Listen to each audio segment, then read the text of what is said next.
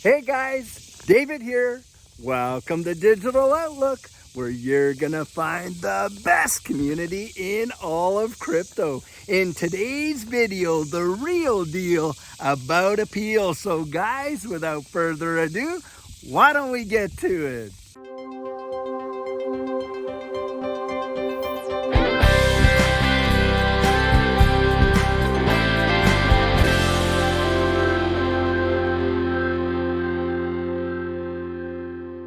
So guys, it hasn't even been a week yet since this decision came out from Judge Annalisa Torres, where she literally came out and said, hey, XRP in the secondary market is not a security.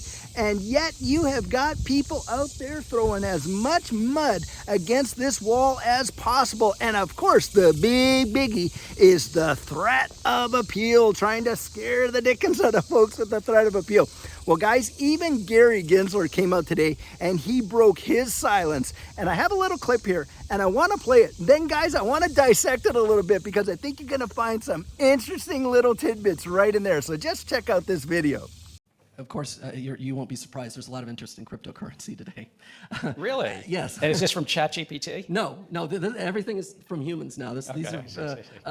How does the federal court ruling last week in the Ripple case impact your stance toward digital asset regulation? Does it inject urgency into the need for federal legislation to clarify regulatory oversight of this industry?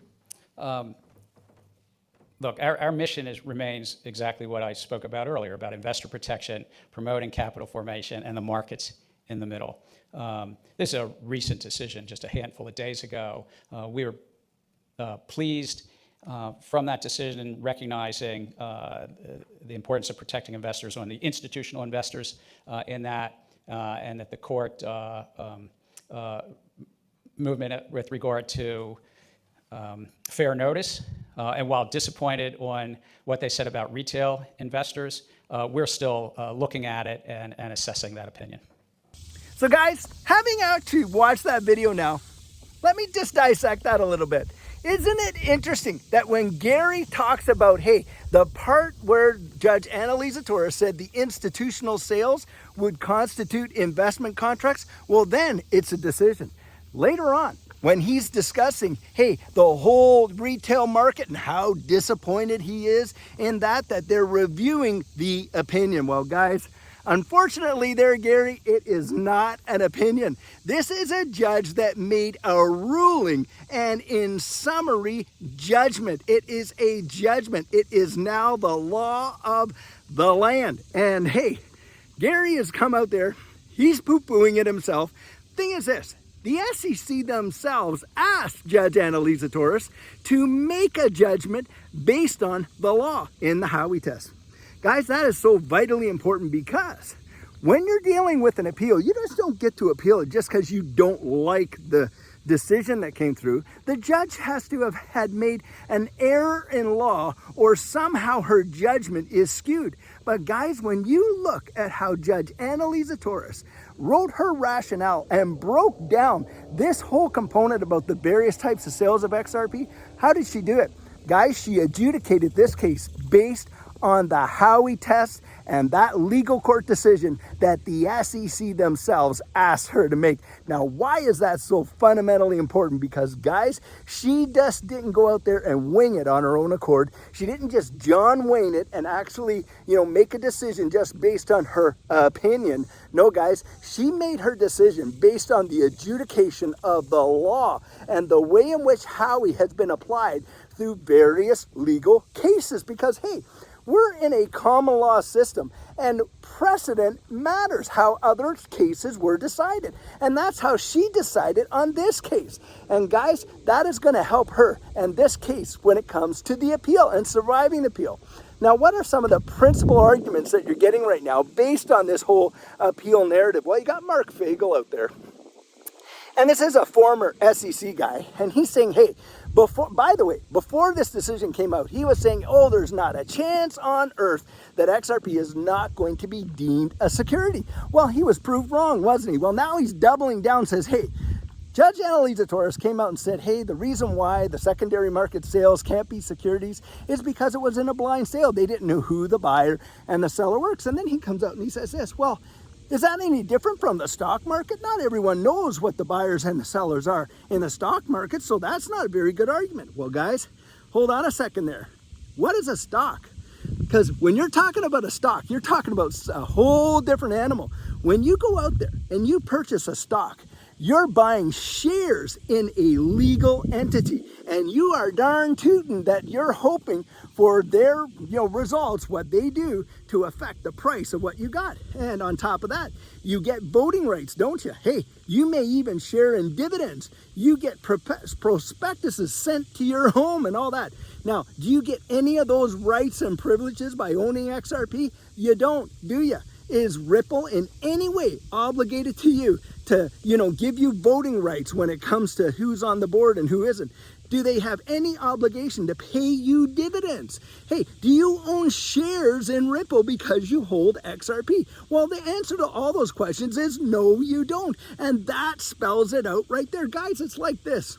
You can liken it to buying XRP is like buying an ounce of gold. Just because you own an ounce of gold doesn't mean you own shares in, let's say, a gold company like Barrick Gold, do you?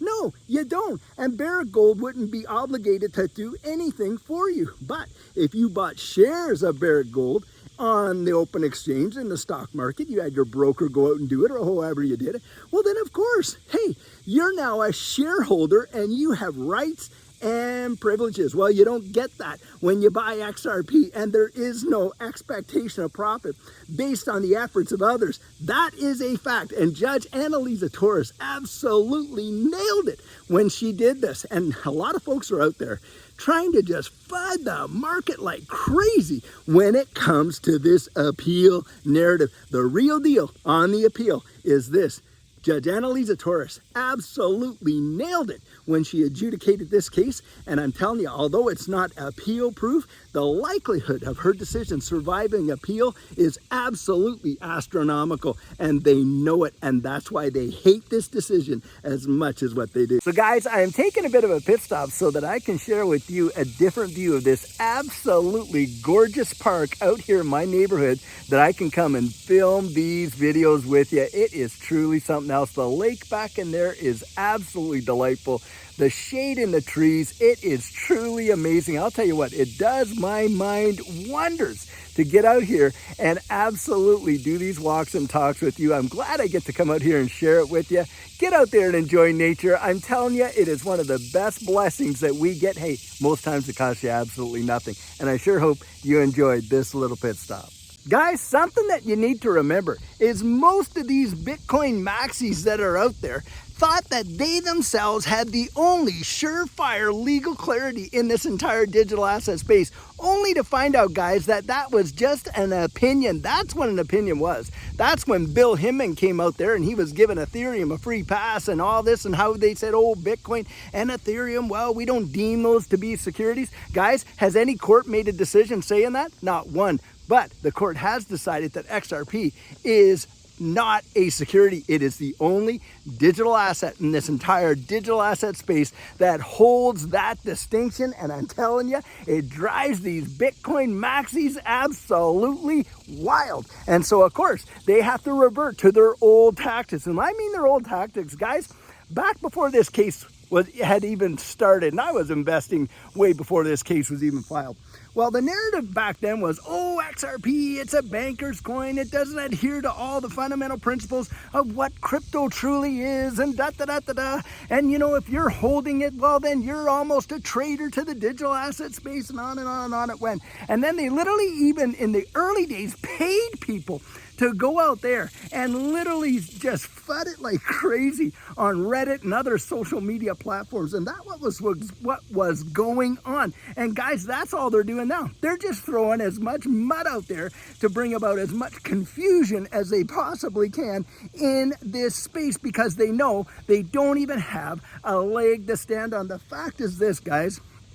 the likelihood of this case of Judge Annalisa Torres' decision that XRP in the secondary market is going to be overturned and we're going to be back to security status, guys, that's not going to happen. I was telling you before the case was even, adjudicated altogether that XRP didn't even measure up to being the definition of what a security is, and it still doesn't, and that is absolutely fundamental. And the deal is this: these folks that get on here, and guys, you see them in the comments section, you see all this stuff, they are literally trying to scare folks out of their position, saying, oh, wait a second, don't, get too, hasty here because, this could be appealed. Guys, even if there was an appeal filed, it's going to take at least 1 to 2 years minimum before that would get to the courts and actually be decided. Think about that. At least minimum the next 2 years. But even in that situation, guys, do you think, honestly, that the SEC is going to win this? My guess is absolutely not.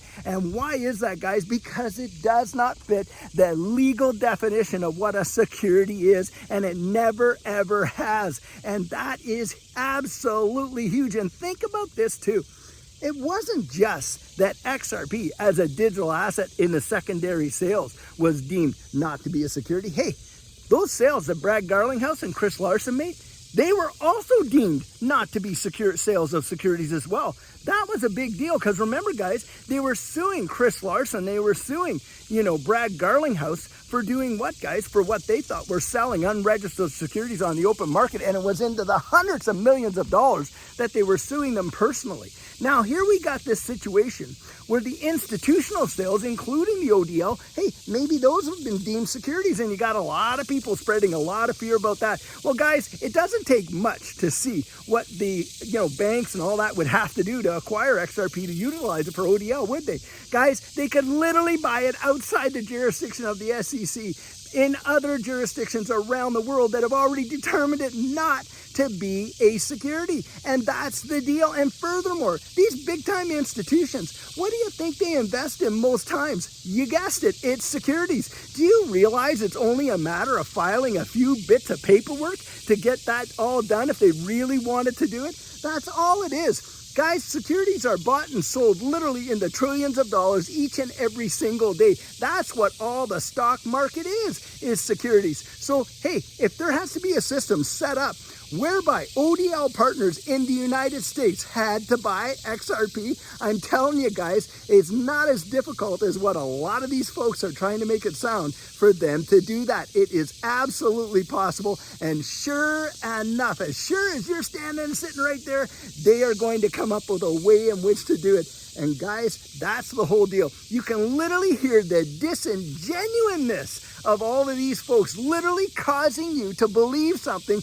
that is completely untrue, and even using language to minimize the impacts of such a decision. Because of course, it was a decision, Gary says, when, the institutional sales were deemed to be, sales of unregistered security, but it was an opinion when it was the retail market, guys. That is absolute hogwash. Judge Annalisa Torres made a ruling as a federal judge based on federal law in federal court, and it's not so easily overturned. Don't let them shake you out with all this narrative of appeal and oh my goodness and all that. Guys, it's a lot more complicated than what they're trying to make it sound, and the fact of the matter is, Judge Annalisa Torres absolutely interpreted under the law, made her decision under the law, and guys, there's a lot of us out there. I'm one, and certainly you got different people like John Deaton and everyone like that coming out saying, yeah, look, hey, this is going to stand the test of time. And just because all these other guys are doubling down doesn't mean that we're going to be doubling out. And I'm telling you guys, keep your eyes on the prize. Keep your focus, because that's what this is about. This is about getting your focus off target. Telling you, I really think we're going to see something absolutely phenomenal happen. We're going to probably watch one of the greatest utility bull runs that has ever happened. And like I say, it's my personal belief that it's going to be the greatest wealth transfer in the history of mankind. And boy, oh boy, I'll tell you what, I don't want you to miss it. So guys, like I always say, getting your plan in place is probably one of the best decisions that you could make to prepare yourself for this next bull run. And what our coaching program offers, that is where you and I can meet personally, one-on-one for 1 hour over Zoom. And during that time, I share with you our personal journey in that last bull run and what enabled Judy and I to experience some amazing financial success. I share with you the mistakes we made so that you don't have to fall into the same pitfalls we did. We take a look at your portfolio and make sure that it's balanced towards your goals, and we work together to develop your exit strategy. We can even get your assets off an exchange and onto a hardware wallet, along with delivering to you some amazing techniques that are really going to help you in this space. Now, the cost of that is $250, and if that's something that interests you, you write me right there at coaching@thedigitaloutlook.com, and we'll get y'all booked in. So guys, this is the video I have for you today, and as always, I truly hope that you enjoyed it. Now, many of you know I'm not a financial advisor, and this isn't financial advice, but if you found value in it, if you'd hit that like and subscribe, I'd appreciate it. And hey, don't forget to drop your comments right down there in the comment section and hit that notification bell so that you don't miss out on any of our regularly released videos. So, in the meantime, and in between time, stay safe, be blessed, and I'll catch you in the next one.